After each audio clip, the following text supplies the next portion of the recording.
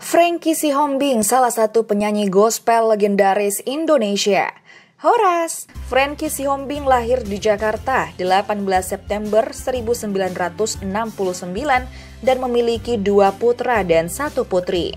Karir bermusik Frankie Sihombing dimulai sejak ia bergabung dengan salah satu grup musik bernama Ezra, yang di kemudian hari mengubah namanya menjadi Voice of Galilea atau VOG.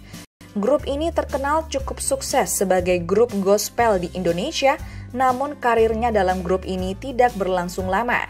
Di tahun 1995, VOG memutuskan untuk bubar dan Frankie Sihombing juga memutuskan untuk bersolo karir.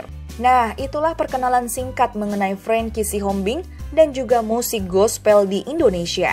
Dukung selalu artis Batak di tanah air ya. Salam kekeluargaan. Batak keren.